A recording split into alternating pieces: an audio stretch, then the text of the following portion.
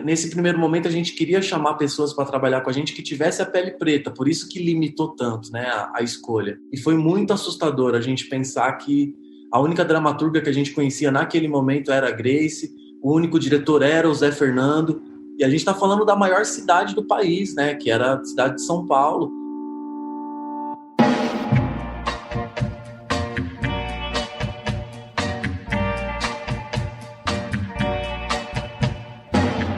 Olá, eu sou Maíra Lur e você está ouvindo Por Trás da Cena, o podcast da Flutua Produções sobre processos criativos no teatro. E hoje a gente vai conversar com Cássia Damasceno e Gé Oliveira. Cássia Damasceno é atriz e administradora, graduada pela Faculdade de Artes do Paraná em 2000. Desde então atua como atriz, diretora e produtora cultural. Trabalhou com várias companhias, Cia Senhas de Teatro, Obragem, Ator Cômico, Espaço Cênico, Alameda, Benedita Companhia de Teatro, entre outras. Integra a Companhia Brasileira de Teatro desde 2008, atuando durante 7 anos na função de direção de produção. Seus trabalhos mais recentes como atriz são Bem-vindos à Espécie Humana, direção de Nádia Naira, 2019, Preto, direção de Márcio Abreu, 2017, e Cabaré Dalton, direção de Nena Inoue, 2016. No cinema, tem atuado em várias produções, sendo premiada com os curtas A Mulher que Sou, direção de Natália Tereza, e Vai Melhorar, direção de Pedro Fiuza. Oi, Cássia. Oi. Seja bem-vinda. Obrigada, um prazer. Gé Oliveira é graduando em Ciências Sociais pela Universidade de São Paulo, é um dos fundadores do Coletivo Negro, ator, diretor e dramaturgo, formado pela Escola Livre de Teatro de Santo André, concebeu, idealizou, produziu, atua e faz a direção geral de Gota d'Água Preta 2019, peça que lhe rendeu o prêmio APCA de melhor direção, se tornando o primeiro homem negro a ser contemplado. A obra também teve indicação ao Prêmio Shell e está concorrendo ao Prêmio Aplauso Brasil como melhor espetáculo. Gé, muito bom ter você aqui. Uma alegria, eu que agradeço. Esse episódio teria, assim, a ideia de ser um episódio que falasse sobre atuação. Mas a gente vem pensando sobre os episódios que a gente já gravou, que a gente separou assim por áreas do teatro, em dramaturgia, direção, atuação, mas as pessoas vêm aqui e elas não fazem só isso. Elas não se detêm a essa função, a esse nome só de direção, ou só de dramaturgia, ou só de atuação. E, lendo aqui as bios de vocês, a gente já percebe que vocês dois não seguem esse caminho também, né? São artistas que se multiplicam em várias funções, em várias áreas. E eu queria falar um pouquinho sobre isso. Eu queria falar um pouquinho sobre como que vocês encaram isso, como que vocês administram também, de repente, a ideia da atuação, da atriz, do ator, com essas outras coisas que vão junto, que estão vibrando, essas outras forças que vão passando, né, pelos trabalhos. Eu queria saber um pouquinho desses procedimentos, dessas práticas na vida de vocês. Bom, eu estou num momento da minha vida hoje bem briguenta, assim, com as escolhas, sabe? Hoje, se eu pudesse só ser atriz, eu seria só atriz. Porque é muito cruel, assim, eu acho que a gente vai se moldando nos espaços para viver da arte. Então, a gente vai fazendo aquilo que a gente tem habilidade, além de estar no palco, né? E eu me considero uma boa produtora, eu tenho um perfil, desempenho bem meu trabalho. Hoje eu trabalho mais com administração, mas ter o tempo de estar estudando um personagem, esse lugar, está me fazendo muita falta hoje, né? Durante muito tempo eu produzi, gosto muito de administrar, essa coisa de você cuidar do financeiro da companhia, eu gosto muito de fazer isso, mas a função de produção, eu estou há alguns anos tentando me afastar dela, ainda não saí totalmente, embora eu também goste e tenha prazer em fazê-la. Mas não gosto de fazer um projeto que estou em cena produzindo. Isso me prejudica muito. O Bem-vindos à Espécie Humana, que eu estreiei em 2019, eu resisti para entrar em cena porque eu estava fazendo muita produção e nós estávamos com outro espetáculo em São Paulo. Eu falei assim, não, eu não quero ir para a cena agora, porque eu sei que eu vou sofrer nesse processo.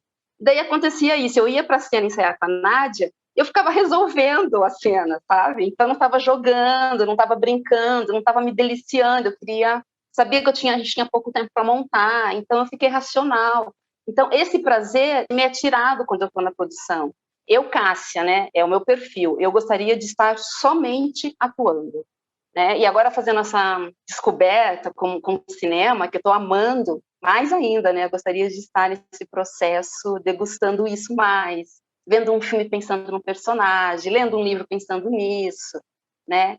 Eu acho que tudo tem um prazer, mas assim, nesse momento eu gostaria de estar mais dedicada a criar dentro de um personagem. O tempo de cada coisa, né? É. E o tempo da criação como atriz, ele é diferente do tempo da produção, né? A gente falou sobre isso em algum momento, o tempo das coisas, né? Jé, conta aí dessa tua empreitada na Gota d'Água Preta, que é, assim, uma multitude de funções. E se é nesse projeto ou em outros projetos que você também escolhe fazer isso, assim? Poxa, então, Maíra, muito legal de ouvir a Cássia também falar com esse brilho no olho, né, das funções. É lindo. É tão esperançoso, né, nos tempos que a gente está vivendo. Então, eu venho de uma formação de teatro de grupo, né, sobretudo. Eu tenho um grupo aqui em São Paulo que se chama Coletivo Negro, que esse ano completa 13 anos de história. E a gente se conheceu, sobretudo, na Escola Livre de Teatro de Santo André, que é uma escola que trabalha muito uma formação coletiva mesmo, né? No pensamento, nas proposições perante a sociedade. E esse formato a gente vai um pouco muito levados pela precariedade, né? Eu acho que vem muito da impossibilidade de ter pessoas para fazerem algumas funções. A gente vai um pouco se metendo em tudo, o que é muito bom, porque te dá uma completa noção do todo, né? Não só da parte artística, o que é muito interessante, porque você não se aliena de nenhuma etapa do processo, né? Claro que você tem a especificidade da sua função, mas você tem minimamente uma lupa no todo da coisa. E eu acho que isso, para um processo coletivo, é muito bom. Por outro lado, como a Cássia falou, sobrecarrega um pouco, né? É muito difícil você estar completamente limpo para a função que você está quando você tem mais de uma função. Você sempre leva um pouco da outra. E isso eu sinto também que atrapalha. Então as coisas foram se dando, no nosso caso, mais pela precariedade. Não foi uma escolha, assim, sabe? De ter essas funções todas tão próximas, assim. Às vezes que a gente pôde ter parceria de trabalhar com outras pessoas em outras funções, inclusive uma delas é a Aline. Eu lembro a primeira vez que eu trabalhei com a Aline, foi assim, um respiro tão grande, que você sabe que aquela função tão importante estava na mão de uma pessoa super competente, que tem a experiência coletiva também por ser de grupo, mas que dominava muito mais aquilo do que, por exemplo, eu, e levou o trabalho para um outro patamar, assim. Então, eu fico observando, assim, o quanto isso é necessário, né, e importante. A Cássia falou do cinema também, esses dias eu estava conversando com uma amiga, de quanto o cinema é hierarquizado, né, e que isso traz algumas questões ruins, do meu ponto de vista, mas, por outra, é de uma dignidade, né, das funções, você só atua. Tem uma pessoa, né, que tá lá, sei lá, às vezes para segurar o objeto da cena. Se acaba a cena, a pessoa... Dá até um estranhamento, né, isso. Muito!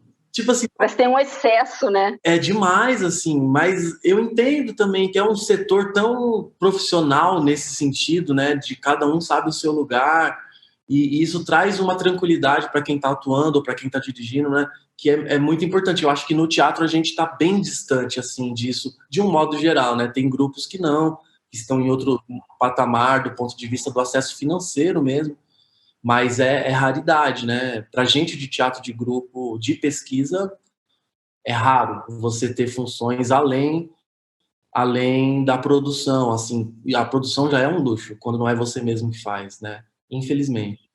Sim. E isso está muito no corpo já, né? A gente já vai fazendo, já vai mexendo, já vai arrumando, já vai ajeitando.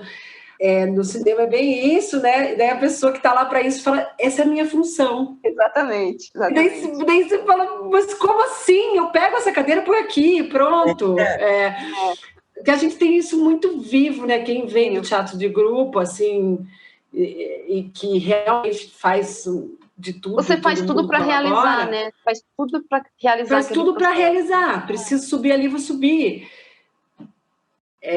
Vem desse lugar essa multiplicidade, né? Eu fui fazer um filme agora e daí a produção falou assim, olha, a gente está fazendo com uma verba muito curta, então você vai ter que cuidar da sua maquiagem, você vai trazer uma proposta de figurino, essas coisas todas, né? Eu falei assim, não, mas isso eu já faço isso no teatro, tá tudo bem, não vai ser tudo bem. Vai ser difícil.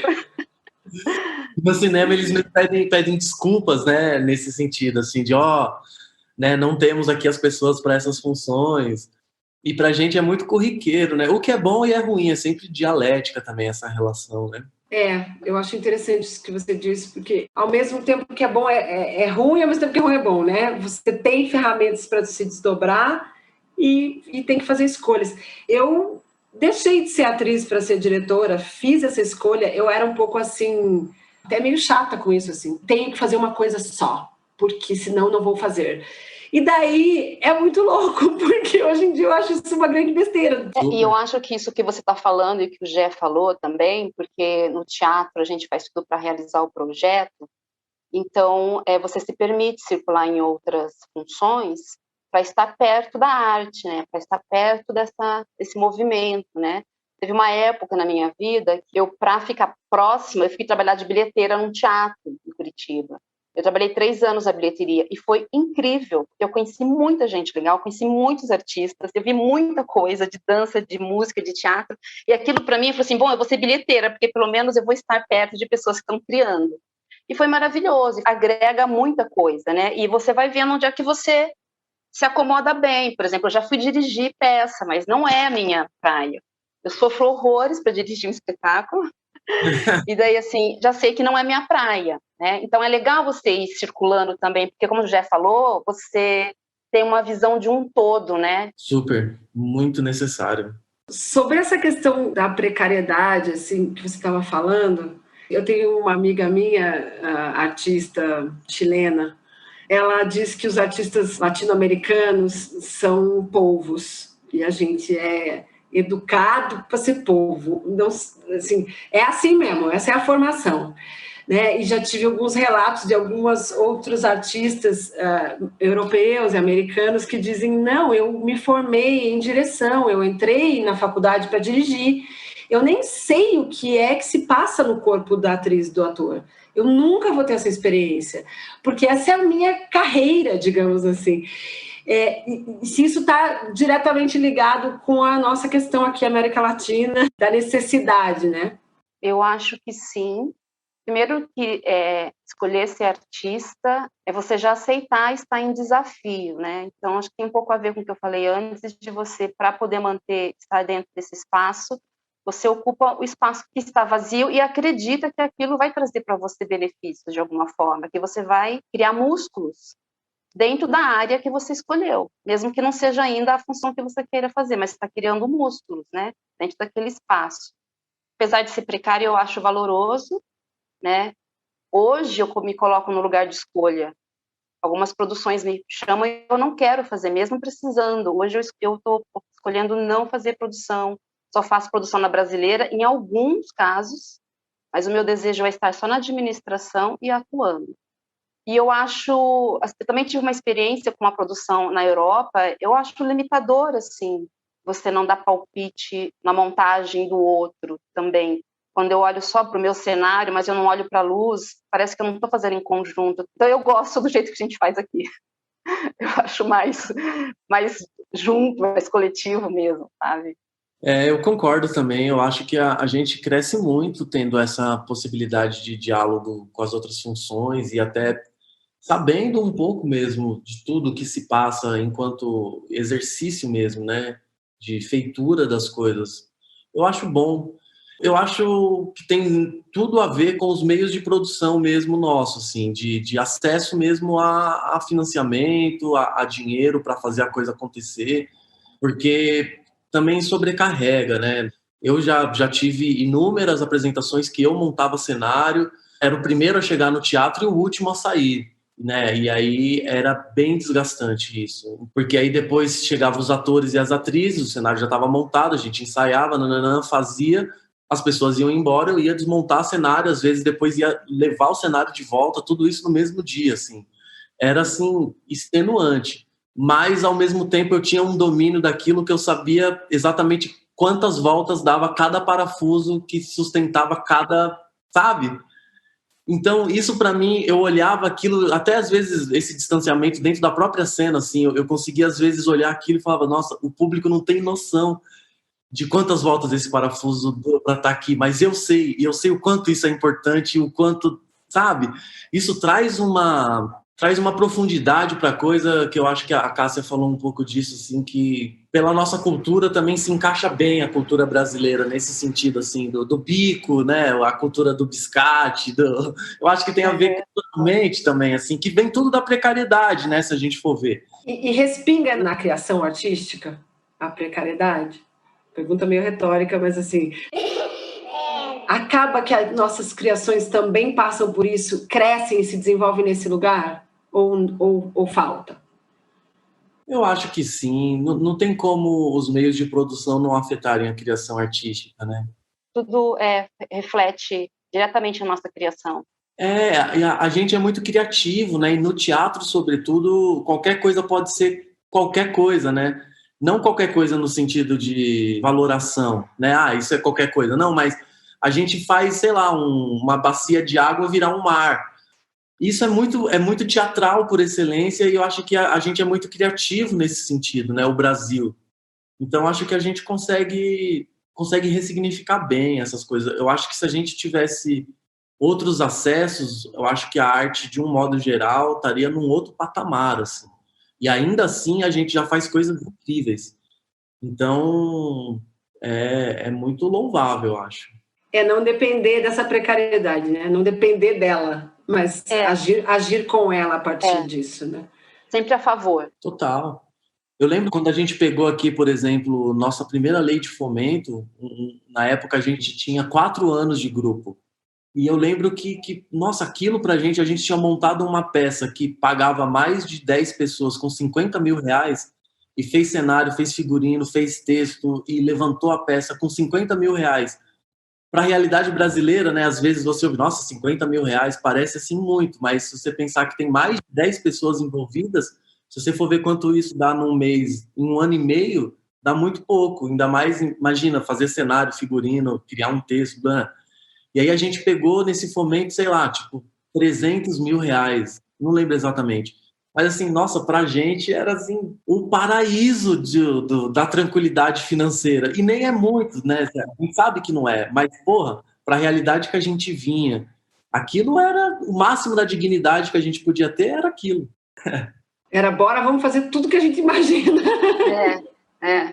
Eu acho que a gente vai criando formas também de trabalho, pensando no Brasil, porque, assim, se a gente for esperar sempre o jeito ideal e o tipo ideal do momento, a gente não faz, né? Eu aprendi isso muito com a Brasileira. Eu entrei num momento na Brasileira onde a gente estava sem grana para fazer um projeto, mas queríamos fazer aquele projeto. Então, a gente dividiu o que tinha ali e fizemos um projeto e a gente esticou um dinheiro durante 6 meses para a gente sobreviver. Então, assim, a gente nunca diz não vamos fazer. É sempre pensar em fazer e nunca levantar questões para não fazer. Sempre levantar questões por que eu vou fazer e fazer, realizar. Mesmo que não tenha chão suficiente para a gente produzir, sabe? Isso é muito do teatro também, né? Do nosso teatro de pesquisa. Tem muito isso, né? Talvez não dizer para a gente mesmo o que outras pessoas dizem, né? Sim, pra exato. gente mesmo dizer, vai dar. Sim. É possível, né, fazer esse movimento. Fale um pouquinho aí sobre vocês, atriz e ator. Que práticas vocês usam para, tipo, estar lá, se você está sendo atravessado por mais coisa, ou se você está numa condição super boa de estar fazendo só aquilo, como é que você encara esse lugar, assim? Então, é interessante também pensar que esse mesmo pensamento, no nosso caso, a gente foi também se formando em outras funções também pela falta, né? Aí não a precariedade, mas pela falta mesmo. que quando a gente se reuniu e se reconheceu como grupo lá em 2008, a gente viu que nós éramos só atores e atrizes, pretos e pretas, né? Querendo investigar a questão racial como mote ali da criação. E aí a gente olhou para as outras funções e a gente não tinha quem chamar, a gente não tinha parcerias, não tinha quem chamar também porque não tinha como pagar, porque a gente estava ali começando uma história, e também não tinha porque não tinham muitas pessoas nessas funções próximas, né? Eu lembro que tinha a Grace lá em BH, tinha o Zé Fernando aqui em São Paulo, que já tinha trabalhado com os Crespos, então para a gente também não era interessante repetir essa história. E a gente falou, vamos se formar nas funções que a gente precisa. Então, eu já gostava de escrever, falei, se vocês toparem, eu escrevo. E aí, um outro ator falou, então eu não vou atuar, eu fico olhando de fora. E aí, depois virou uma direção. E hoje a gente tem dentro do grupo várias pessoas que dirigem, várias pessoas que atuam. E a gente consegue, nesse sentido, se autossustentar, assim, como grupo, sabe? E isso pra gente foi tão importante, porque a gente teve que realmente se formar para a gente poder desenvolver essas questões internamente. Porque nesse primeiro momento a gente queria chamar pessoas para trabalhar com a gente que tivesse a pele preta, por isso que limitou tanto, né, a escolha. E foi muito assustador a gente pensar que a única dramaturga que a gente conhecia naquele momento era a Grace, o único diretor era o Zé Fernando, e a gente está falando da maior cidade do país, né, que era a cidade de São Paulo. Então era um absurdo completo assim para a gente. E a gente fazer essa trajetória de afeto, assim, porque a gente sabe, né, que criar em grupo precisa de muito afeto, né, porque a gente estava ali, de repente, colegas de trabalho, e aí um estava numa outra função que acho que até hoje tem um pouco de ranço ainda, né, a direção, ainda tem um certo fantasma que paira sobre a função. E aí, de repente, era isso, a pessoa que se formou com você na mesma turma, tá falando que você pode fazer ou não, ou direcionando a criação para um lugar muito determinante, né? E a gente teve muito respeito com esse primeiro momento, muito carinho, foi muito afetuoso mesmo. E foi ótimo, porque realmente gerou bons frutos. Acho que essa pergunta tua e essa fala do Gé, ela é bem profunda, bem complexa, tem várias camadas, né? Porque pensando geograficamente, eu morando em Curitiba, sou de Londrina, fui morar em Curitiba para fazer faculdade.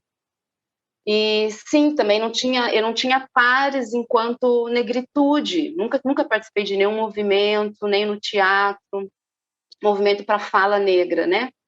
Então eu penso assim, eu estou ainda num momento muito de construção sobre esse pensamento dentro do meu trabalho. O Preto, que é o espetáculo que eu fiz com a companhia, ele me trouxe muito esse lugar, aproximação com a Grace, a Aline também esteve com a gente durante esse processo e foi abrindo olhares, foi me colocando em questionamento sobre as minhas escolhas, sobre os meus discursos. Então, quão falho, fico pensando, que é você estar num processo, seja qual for, artístico, qualquer outro lugar da sociedade, e você não ter pares para você falar, para te dar até um aval daquilo que você está pensando, mas não tem força suficiente para bancar, né? Curitiba tem as suas histórias em relação às atrizes negras que passaram por aqui, né? Um olhar não muito generoso, né? É um assunto assim, ele abre muita camada de posicionamento, de estrutura, onde que está o racismo, se tem racismo, se não tem racismo, enquanto isso afeta nas suas escolhas. E para mim, o Preto ele me trouxe uma outra Cássia, né? Fazer o Preto me trouxe uma outra Cássia, porque até então eu estava pensando, é tão meio maluco que eu vou dizer agora, mas você pensar em que dramaturgias você pode entrar, né? Já aconteceu em Curitiba de um diretor dizer para mim, se a Odelair Rodrigues não entrar no próximo projeto, você entra. A Odelair é uma atriz negra que já é daqui de Curitiba, já é falecida, e durante um tempo ela trabalhou bastante assim aqui em Curitiba. E daí um dia eu fui pedir um trabalho para um diretor e ele me disse isso assim, se a Odelair Rodrigues não entrar no próximo projeto, eu te chamo. Aí na hora aquilo me soou estranho, mas eu não entendi muito bem porque me soou estranho. Mas logo depois caiu a ficha e falei assim, bom, eu não quero trabalhar com esse diretor. Porque ele está dizendo que ele só pode ter uma atriz negra. Então, isso você vai vendo o quanto isso está em grandes proporções em todos os lugares, nas produções, falando de Curitiba, né, que foi onde eu comecei mesmo a atuar, fazer coisas, né, enquanto atriz. Então, eu penso que hoje, assim, eu já estou construindo o meu pensamento de um outro jeito, fico feliz por isso. Mas realmente é porque você vai encontrando no meio do caminho pessoas que vão olha o que está acontecendo aqui. Parou para pensar que você meio que contribuiu com isso? Porque quando a gente se omite, a gente contribui, né? E pegando um pouco também dessa relação enquanto atriz no processo de criação, eu anotei 2 trabalhos além do Preto. Eu anotei um trabalho que eu fiz com o França, que é Billy. O França fez um projeto para falar sobre a Billie Holiday, e ele me chamou para fazer. Então, ele escreveu o texto, ele dirigiu, mas ele me deixou muito disponível para criar em cima de um formato que ele tinha desenhado. Pensando especificamente nesse projeto, que me encantou muito poder fazer, e colocar também a minha digital em cima disso, quase falar pela Billie em algum momento, nesse projeto eu me conectei muito com o França, porque ele é um fã da Billie, então eu queria muito fazer a Billie que ele imaginou. E eu fui nesse processo. Mas eu me encantei com o resultado. Sou apaixonada pelo trabalho que a gente fez.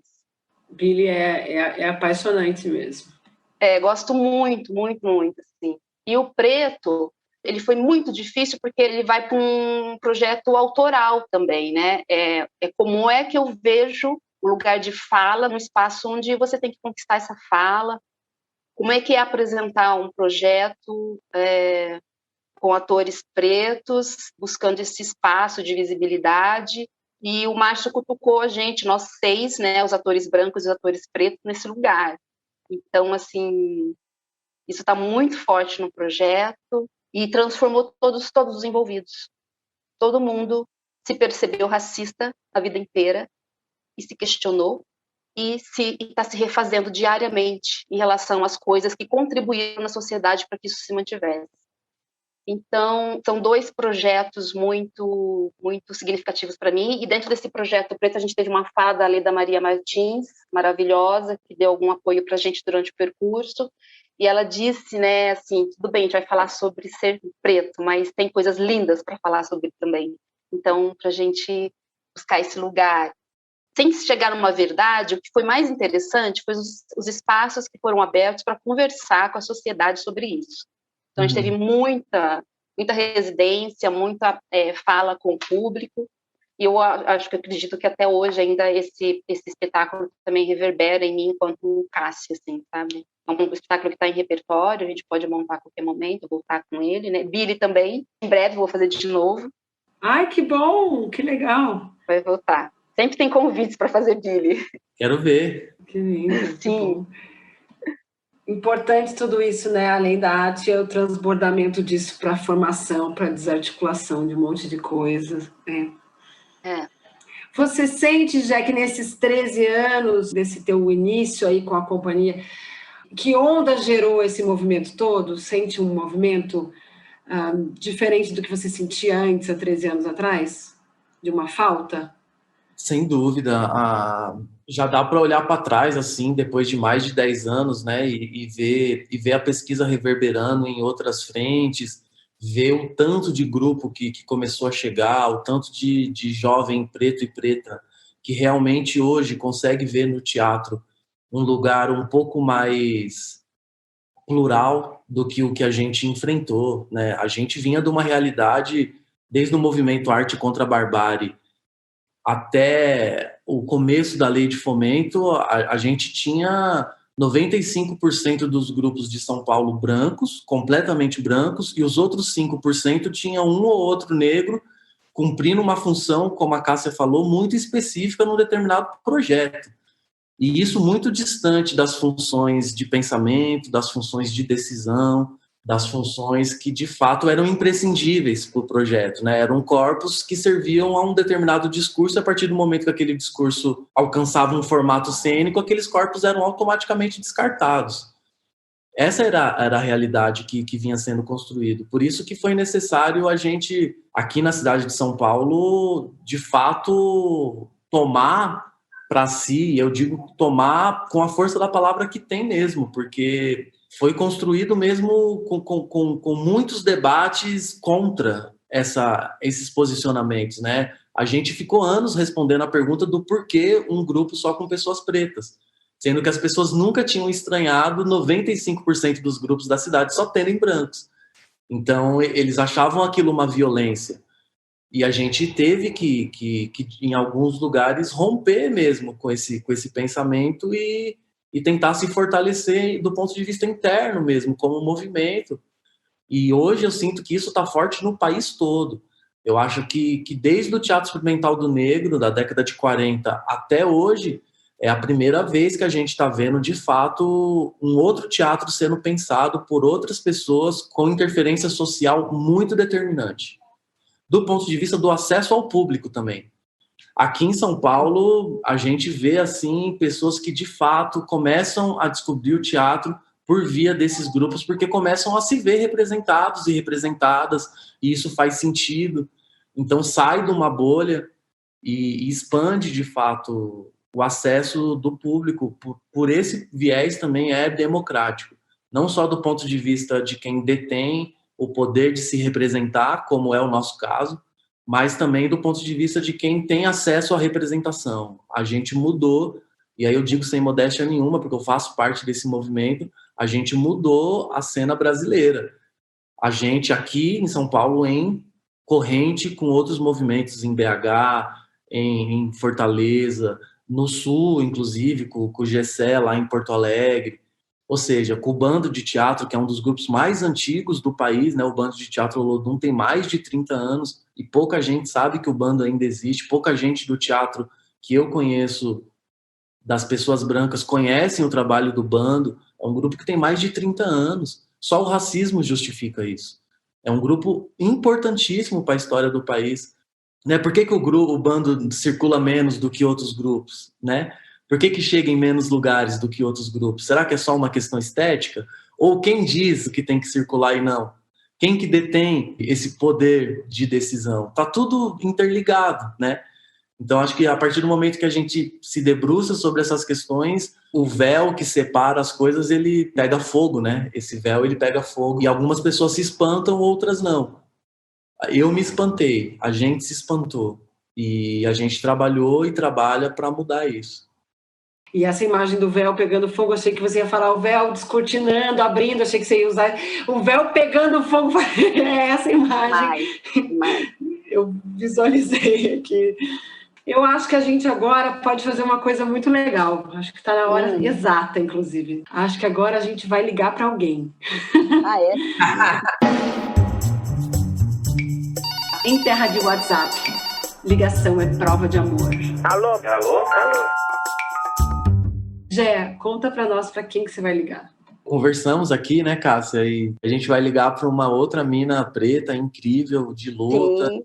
Uma artista e produtora, pensadora incrível, que é lá de Minas, que é a Aline Villarreal. A gente vai ligar para ela. Vamos esperar que ela atenda, né? Vamos ver se a Aline vai atender a gente.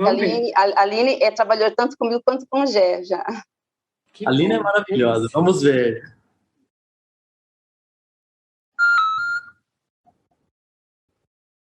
Olá.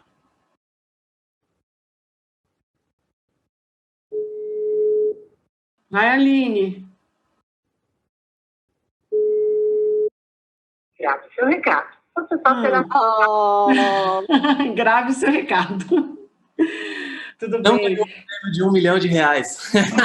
Mas assim, se ela ligar de novo, a gente coloca ela aqui no meio da conversa, ou se ela mandar um áudiozinho, a gente está por aí. Vou fazer aqui uma proposta... Veio agora, que me veio na minha cabeça. Eu vou propor para vocês uma coisa assim. Gé faz uma pergunta para Cássia, Cássia faz uma pergunta para o Gé. Quem começa? Estou pensando aqui, Gé, se as suas perguntas virantes, pode falar. Também estou pensando. Tempo.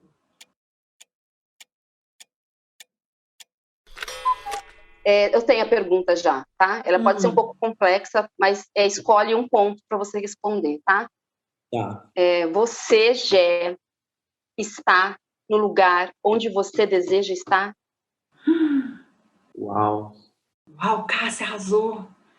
Artisticamente, Cássia, eu acho que eu conquistei lugares que eu nem sequer imaginava, assim, quando comecei.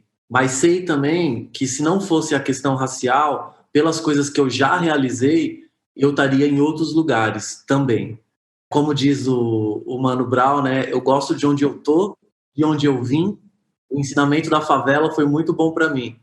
É nesse sentido, assim, é óbvio que a minha trajetória do que era tracejado para mim, que sou um ex-favelado do ABC, né, da região do ABC, de Mauá, o máximo que eu poderia ser era um ferramenteiro, assim, com muita sorte.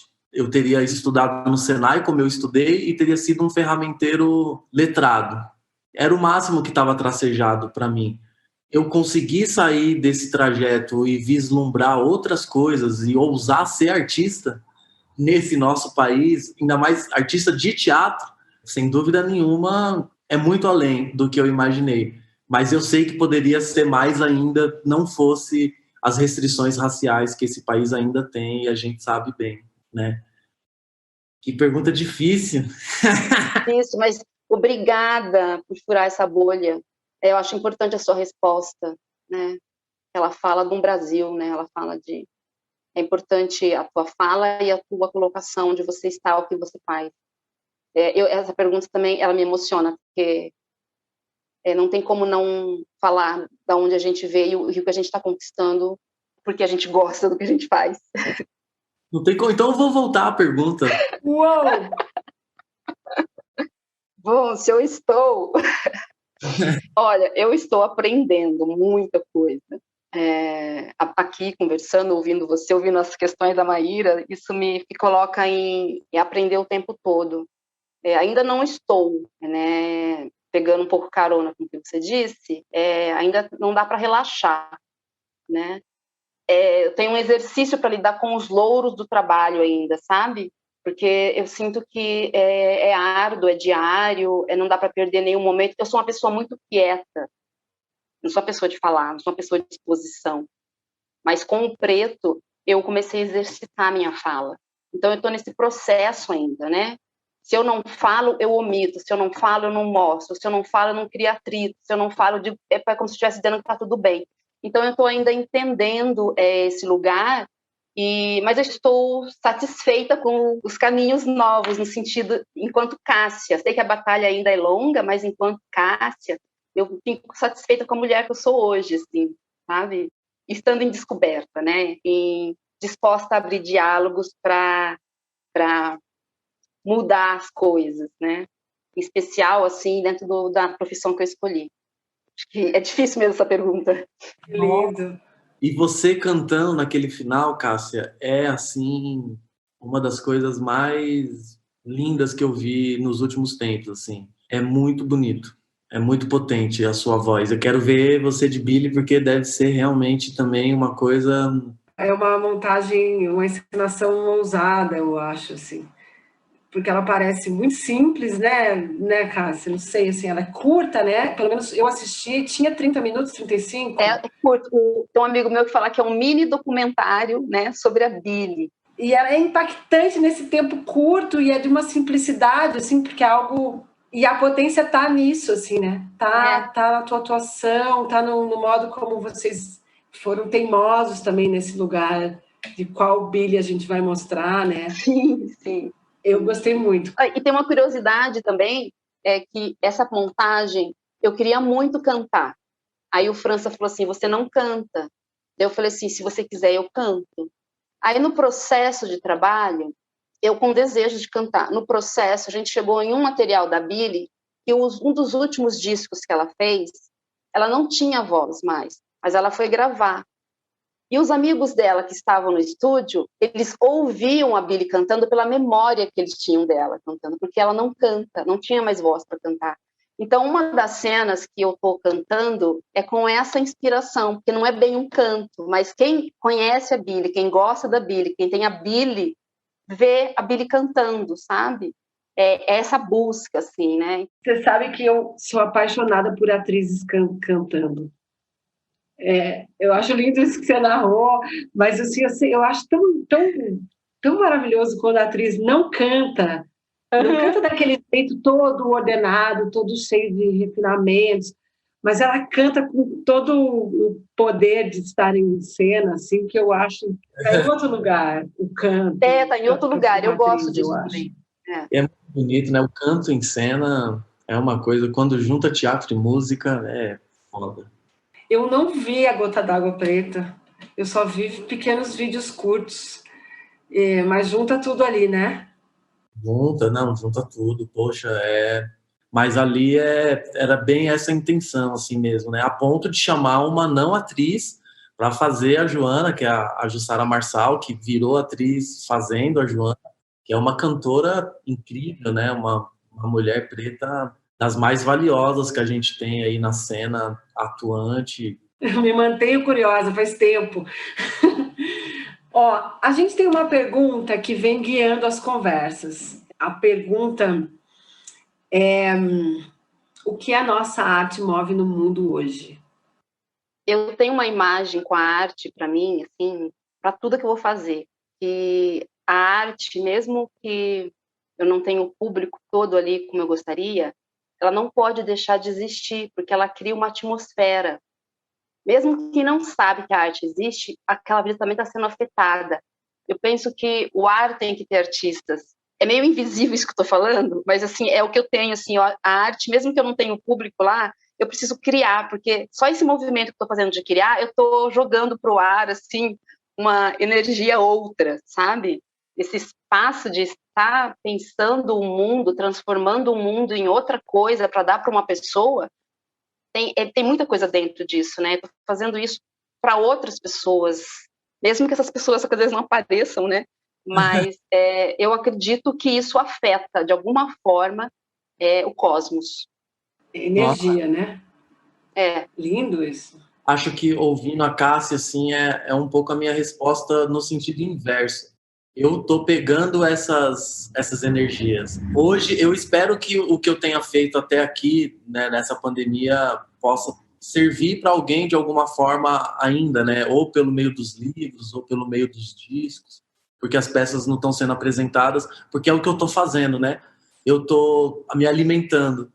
E eu espero também, de alguma forma, estar contribuindo para alguém, nem que seja uma lembrança, algum cheiro no coração de alguém. Espero que tenha ficado, porque eu realmente, nesse momento, eu estou me alimentando das artes alheias.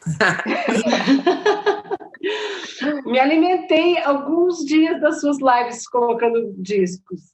Ah, é verdade. Lá no começo da pandemia, lá, não sei, maio, por ali, ano passado, eu esbarrava com você ali no Instagram só colocando uma música para tocar, ouvindo, e eu falava que simples, né? Ele está escutando uma música compartilhado com alguém. Puta, aquilo para mim foi tão útil e para algumas pessoas me escrevem até hoje. E, puta, que bom, Maíra, é verdade, você falou agora, eu lembrei. Super, era só tocando minha musiquinha, eu falava, nossa, é isso, vou ouvir uma música com ele aqui. Eu queria falar uma coisa, não sei se você tem outra questão, mas uma coisa que eu acho importante em relação à interpretação. Quando eu comecei a fazer teatro, eu fiquei muito tempo trabalhando em uma companhia só, que foi a companhia Cia Senhas, né? Trabalhei 7 anos na Cia Senhas, assim que saí da FAP. E teve um determinado momento que eu me desliguei das Cia Senhas, né? Em questionamentos próprios, né? E eu fiquei um período avulsa. Eu gosto de falar essa palavra avulsa, porque eu comecei a trabalhar com um monte de gente ao mesmo tempo. E foi assim, foi muito rico para mim isso, no sentido de lidar com vários pensamentos de diretores, né? Porque não tem certo nem tem errado, nem tem pensamentos. E eu acho muito legal você se colocar nas mãos também disso. Assim, às vezes assim, você faz uma arte, é você que cria ou a diretora é coletivo. Quando eu trabalho com uma obra que vem ou de quem escreveu ou de quem dirigiu, eu tento me conectar um pouco com isso que a pessoa pensa desse trabalho. E depois eu vou colocando a minha digital, sempre coloco. De alguma forma eu ponho meu dedo ali, Cássia está dizendo isso. Mas eu respeito muito, meu desejo é sempre de me conectar com aquele diretor.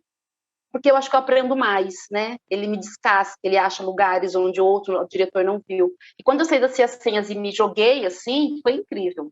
Sou outra atriz depois disso, assim, gosto muito desse lugar de desprendimento e de me jogar na mão de outros diretores. Assim, foi muito bom.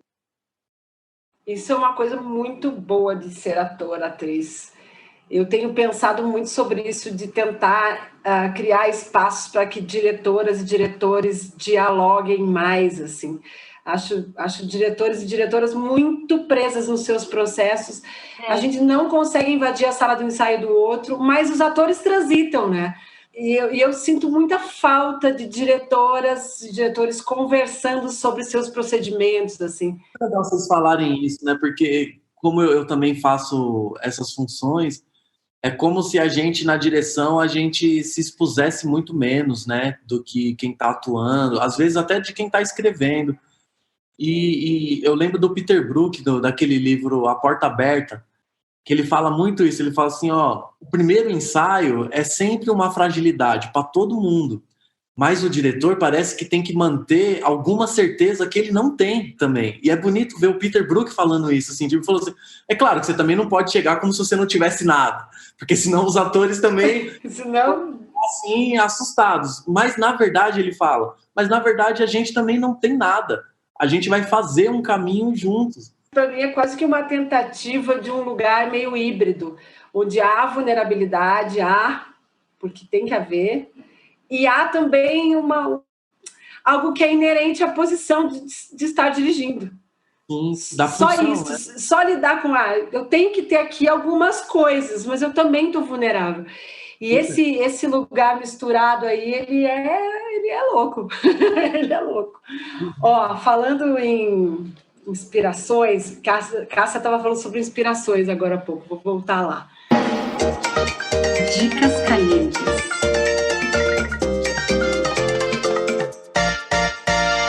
O que vem nos inspirando ultimamente? O que a gente quer compartilhar com os nossos ouvintes? O que vocês têm aí na manga para nós, que eu sei que vocês vieram preparados?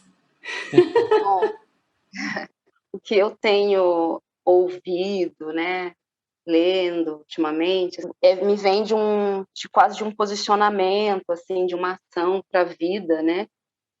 Porque pensando no que a gente falou há pouco, se eu tivesse lido as literaturas pretas, que hoje eu tenho acesso, se eu tivesse visto as coisas que hoje eu tenho acesso de artistas pretos, eu seria outra mulher, teria dado outro passo.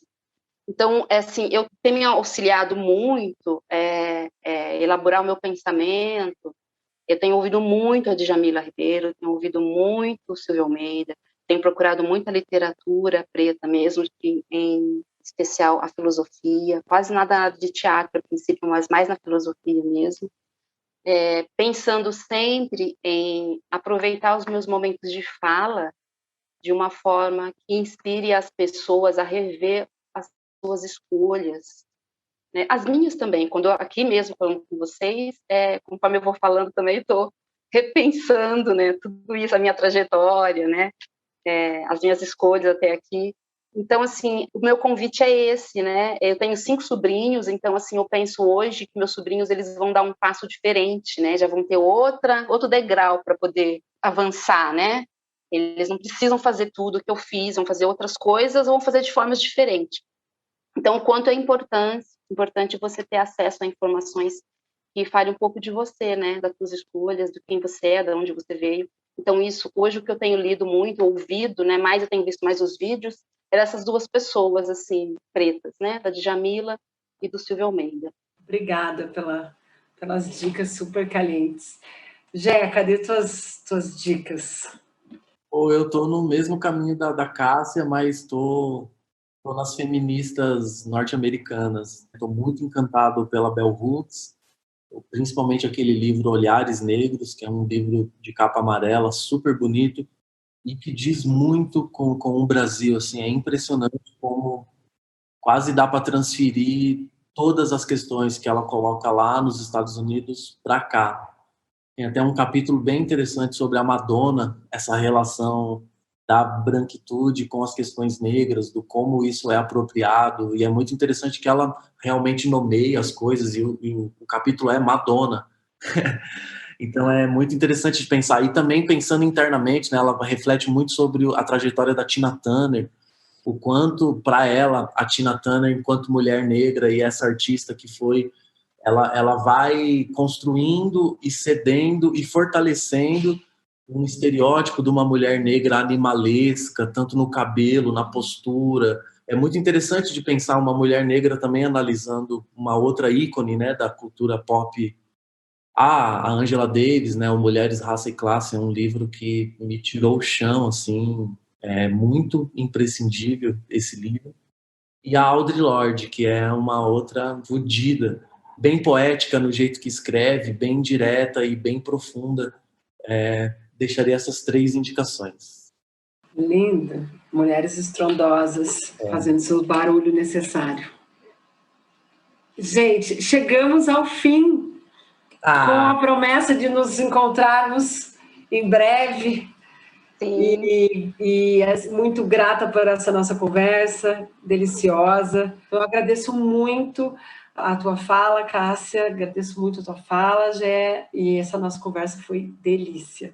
Eu também agradeço muito, assim, primeiro não conhecia o Gé, a gente se aproximou, fico muito feliz com isso. Maíra também pela aproximação, embora a gente já se observasse à distância, parabéns por esse projeto que você e Gilmar idealizaram. Vocês conseguiram fazer um projeto precioso, né, e de potência, né, que é tão importante a gente parar nesse momento e falar sobre o nosso trabalho também, né. Então, assim, estou bem feliz de ter esse papo aqui com vocês. Obrigada. Nossa, eu também. Muito, muito, muito obrigado pela lembrança, pelo contato, por me tirar um pouquinho dessa toca aqui que eu tenho vivido e poder me aproximar da Cássia também nesse lugar de troca tão verdadeiro que foi, né? Que é tão difícil me sentir aqui no olho, mesmo estando sozinho aqui entre 4 paredes, fisicamente, né? Mas foi muito, muito bonito mesmo. O podcast Por Trás da Cena é uma iniciativa da Flutua Produções e é realizado com recursos do Programa de Apoio e Incentivo à Cultura, Fundação Cultural de Curitiba, da Prefeitura Municipal de Curitiba e do Ministério do Turismo, através da Lei Aldir Blanc. Apresento a vocês a equipe que está por trás de tudo isso. O produtor e idealizador Gilmar Kaminski, na edição de som, vinhetas e palpites, Álvaro Antônio, comunicação da Plateia, Comunicação e Arte e projeto gráfico de Camila Villanova e Victor Uchoa. No próximo episódio, eu converso com Inês Viana e Francis Wilker. Será que a gente falou de direção teatral? Não falou, eu pensei nisso agora. Eu pensei, você estava falando e eu falei, gente, a gente não falou numa perspectiva, mas em outras a gente... Eu acho que a gente não só falou, como a gente fez uma direção teatral aqui. Ai, fez mesmo, meninas. Espero vocês lá. Beijo. Fui!